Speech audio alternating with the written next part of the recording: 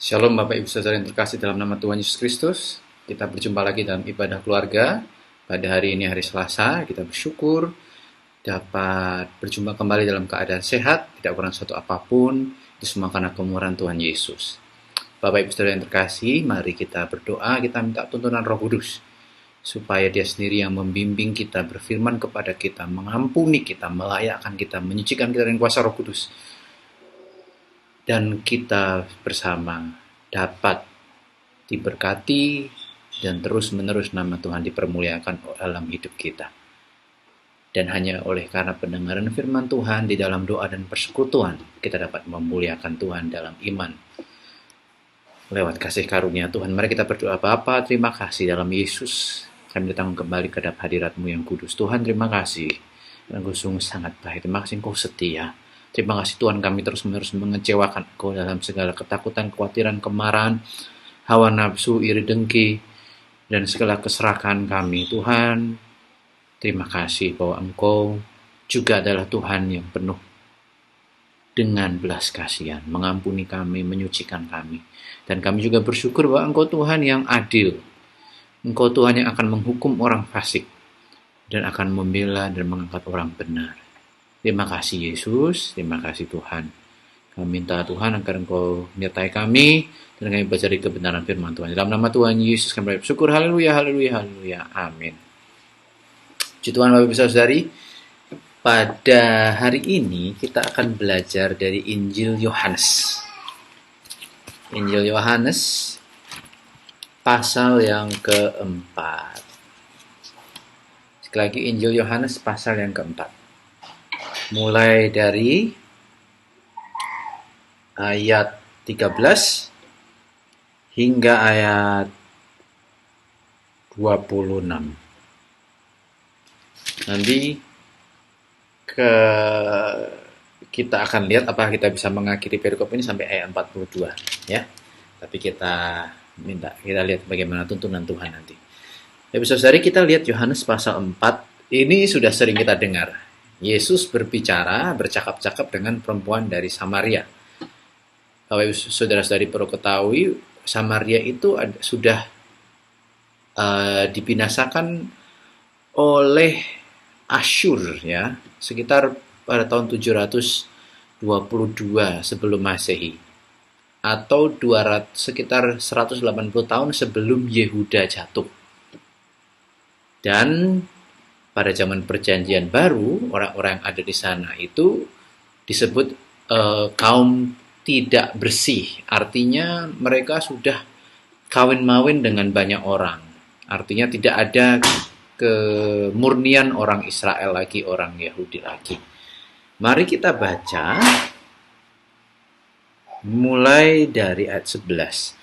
Kata perempuan itu kepadanya, "Tuhan, Engkau tidak punya timba dan sumur ini amat dalam. Dari manakah Engkau memperoleh air hidup itu?" Ya, Tuhan Yesus bicara tentang air ya, tapi Tuhan kemudian bicara tentang air hidup yang kalau minum tidak akan haus lagi, gitu ya. Tapi wanita yang bertanya, "Tuhan, mana embernya?" Nggak ada. Kita lihat ayat 13. Jawab Yesus kepadanya, "Barang siapa minum air ini, ia akan haus lagi." Ini bicara tentang air di sumur. "Tetapi barang siapa minum air yang akan kuberikan kepadanya, ia tidak akan haus untuk selama-lamanya. Sebaliknya air yang akan kuberikan kepadanya akan menjadi mata air di dalam dirinya, yang terus-menerus memancar sampai kepada hidup yang kekal." Luar biasa, Bapak Ibu Saudari. Tuhan Yesus berbicara membandingkan tentang air. Bapak Ibu, air ini kita tahu bahwa kita tidak bisa hidup kalau tidak minum air.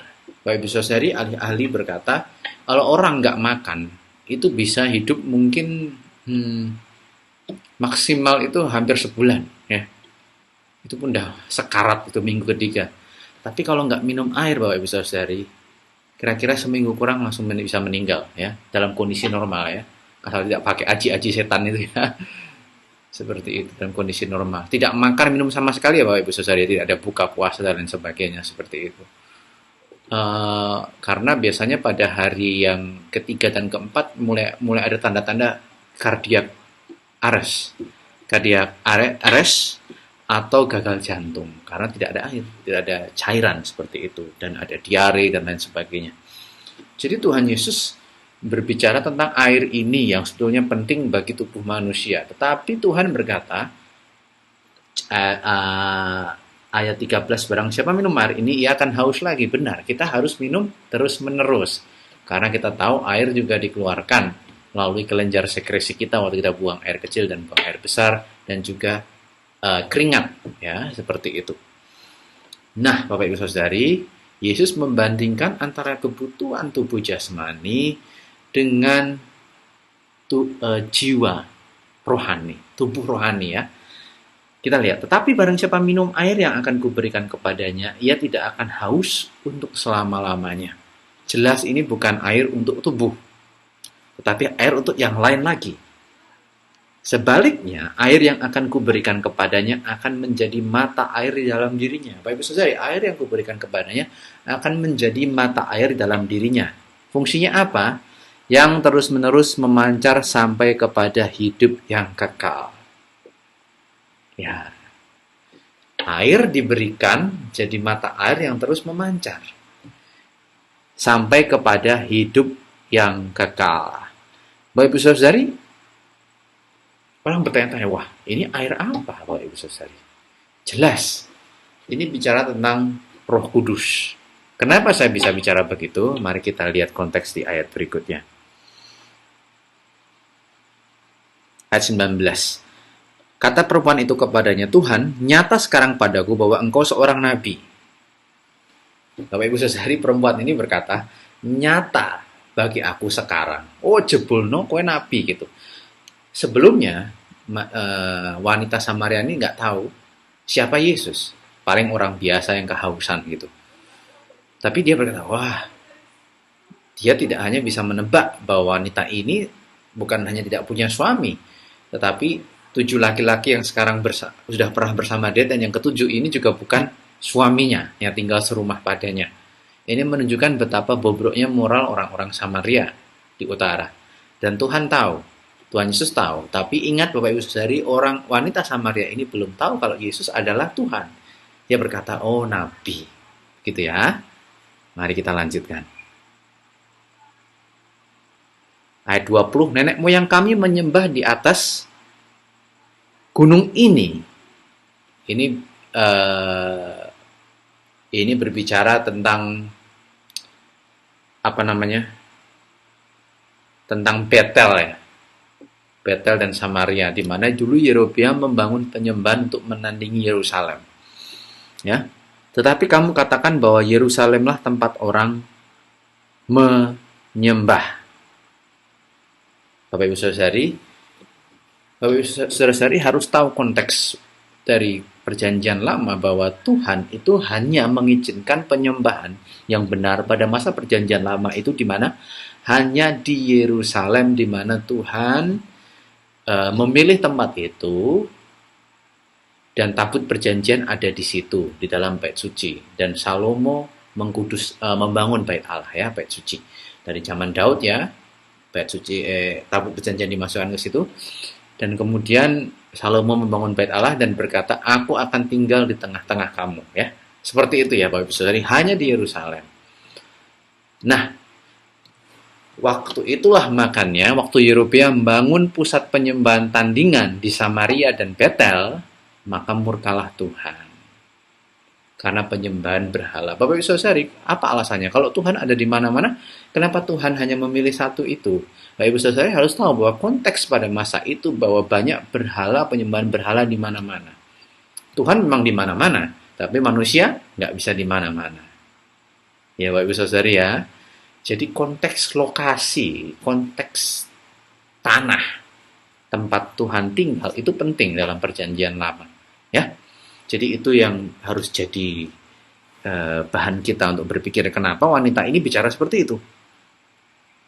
Tapi lihat jawab Yesus di ayat 21. Kata Yesus kepadanya, percayalah kepadaku hai perempuan, percayalah kepadaku hai perempuan, saatnya akan tiba bahwa kamu akan menyembah Bapa, bukan di gunung ini, bukan di Betel Yerusalem tempatnya orang Samaria, dan bukan juga di Yerusalem, ya toh Bapak Ibu.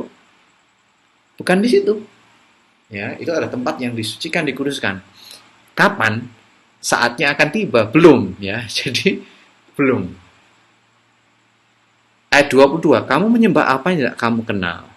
Kami menyembah apa yang kami kenal, sebab keselamatan datang dari bangsa Yahudi. Nah, Yesus sebetulnya mengatakan bahwa yang dibangun di Samaria dan Betel untuk menandingi Yerusalem itu bukan Allah yang dikenal, itu berhala.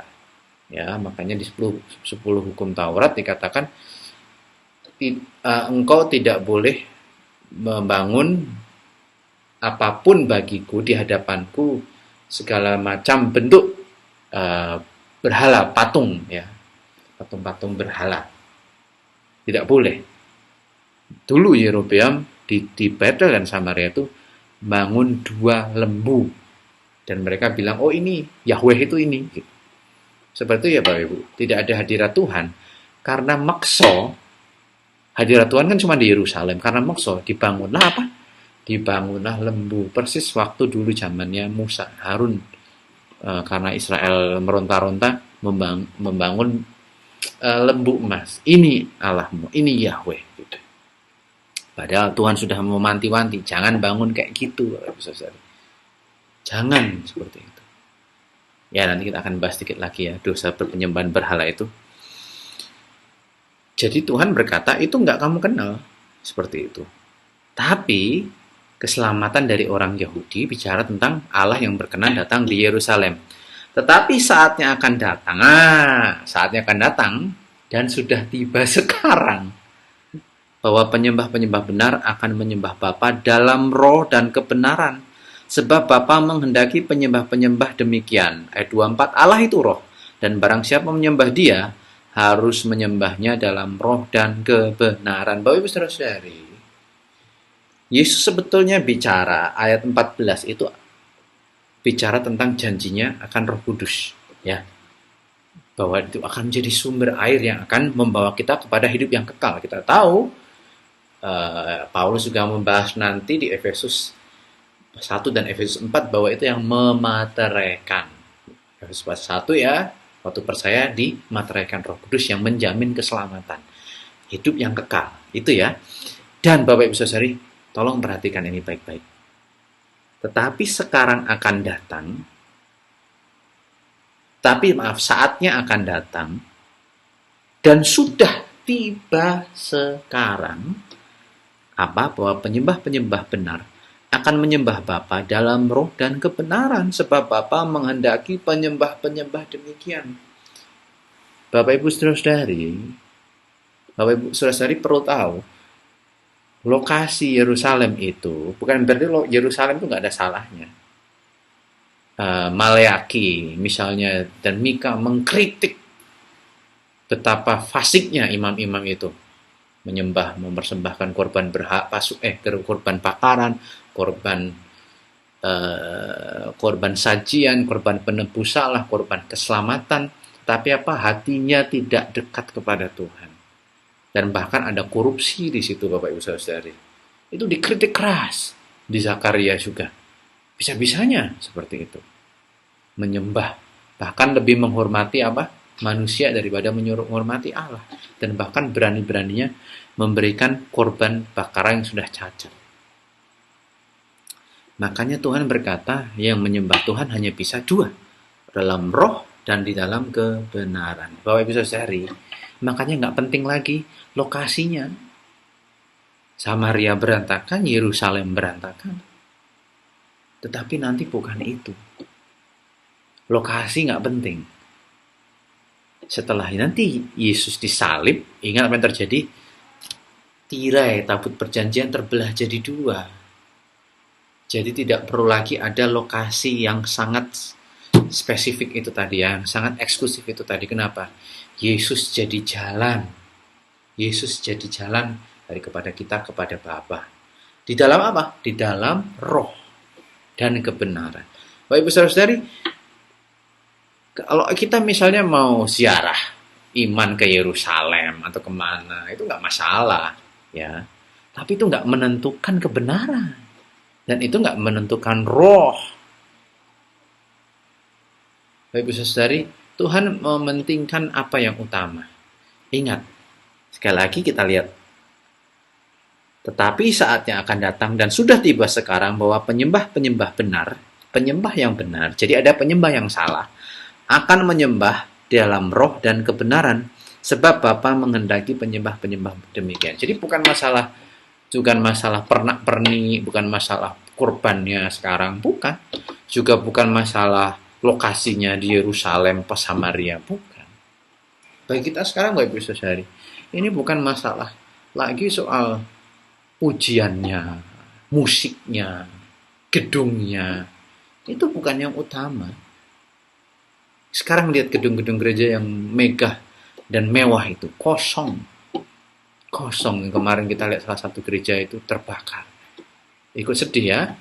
Maksudnya untuk teman-teman saudara seiman kita yang mungkin sudah mendedikasikan segala biaya, tenaga gitu untuk bangunan itu. Tapi Tuhan berkata itu nggak utama. Lokasi itu nggak utama. Roh dan kebenaran. Bapak Ibu Saudari, gereja itu sekarang ada di mana? Di rumah. Gereja itu sekarang ada di mana? Dalam diri kita. Air yang hidup, yang tidak akan haus lagi. Dan air itu yang diberikan Tuhan akan menjadi apa? Mata air yang berkelimpahan. Dan akan membawa kepada hidup yang kekal. Bapak Ibu ingat, Yesus memberikan kepada kita air.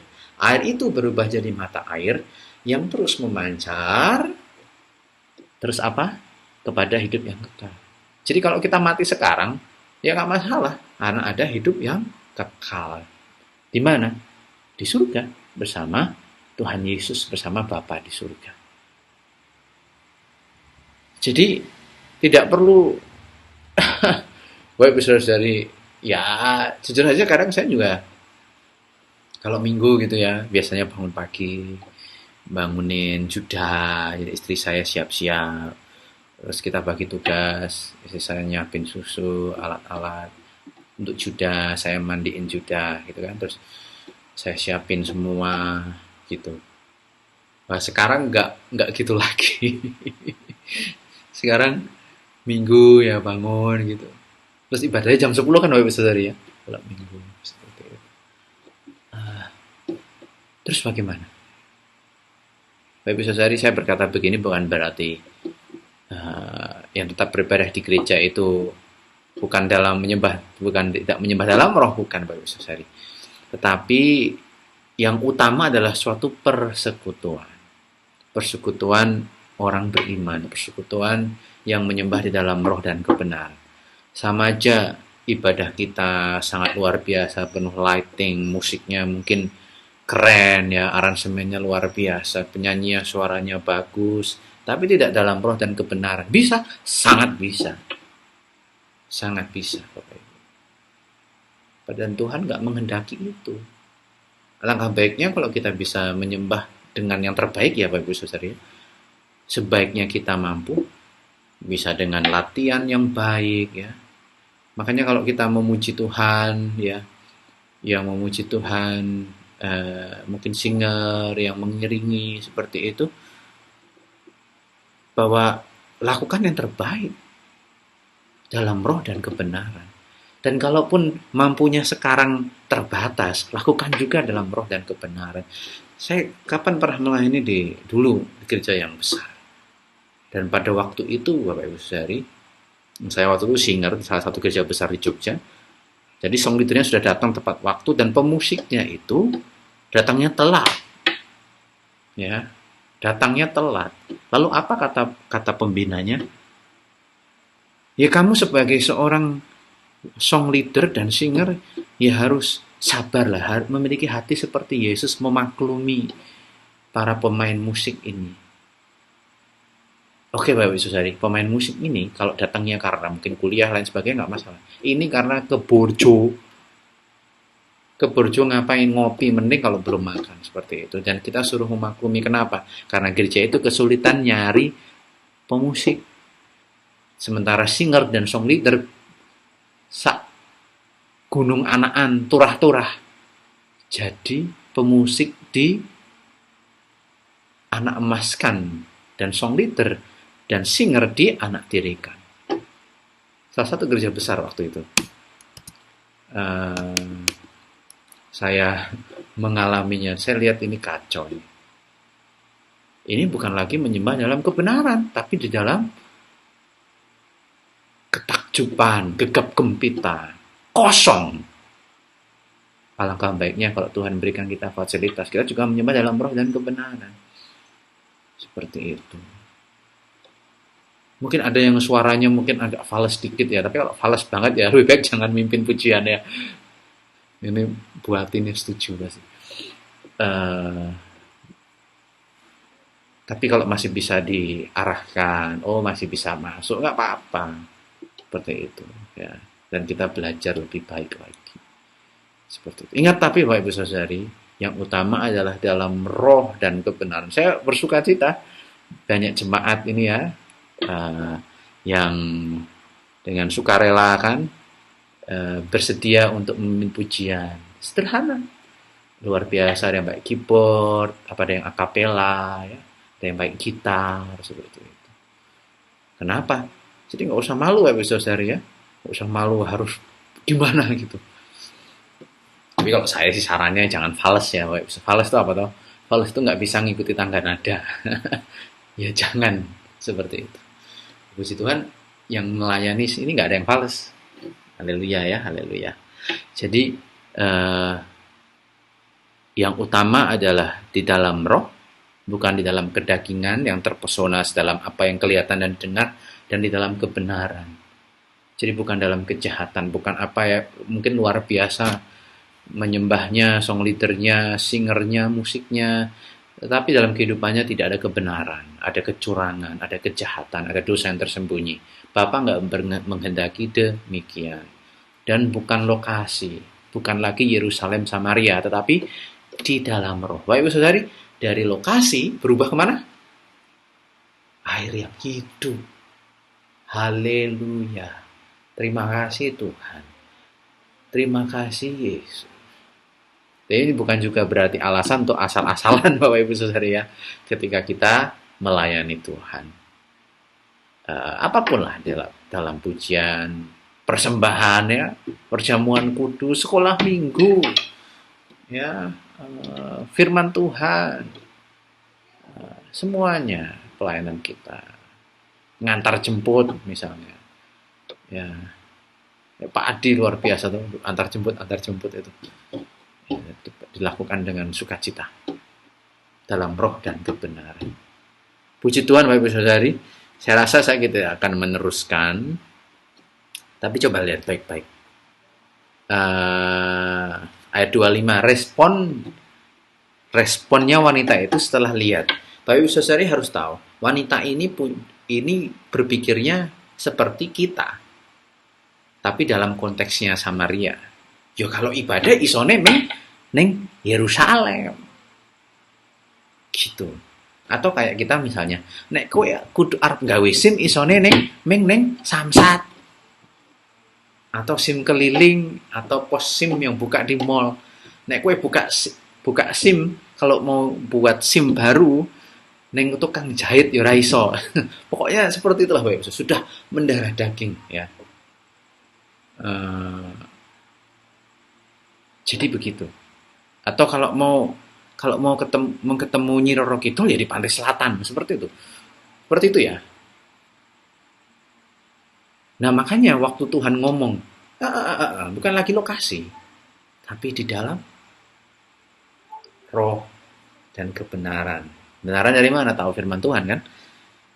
Ayat 25. Jawab perempuan itu setelah dengar itu semua Bapak Ibu Saudara ya. Aku tahu bahwa Mesias akan datang, yang disebut juga Kristus. Orang Samaria juga tahu suatu hari Yesus itu akan datang. Kan sudah dibuatkan dari zamannya Yesaya, bahkan dari zaman Kejadian ya, setelah manusia jatuh dalam dosa. Udah tahu tuh, udah mendarah daging Bapak Ibu Saudari. Semendarah daging kalau ibu-ibu nonton film India, apal jeneng-jeneng wong-wonge, Shah-Rukh Khan. Siapa meneh?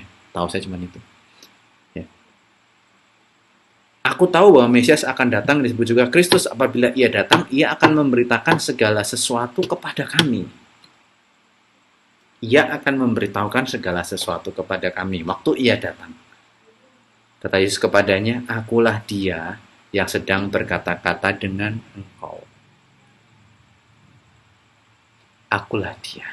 Wow, luar biasa. Jadi wanita ini kaget. Jadi ini bukan nabi. Inilah Mesias yang sedang berkata-kata dengan engkau. Akulah dia ya. I am, ego eimi ya dalam bahasa Yunani. Tuhan selalu pakai ini. Yohanes pasal 3 ayat 16. Oh kok ya pasal 3 ayat 14 ayat 6. Akulah ego eimi, akulah jalan kebenaran dan hidup. Seperti itu ya. Nah,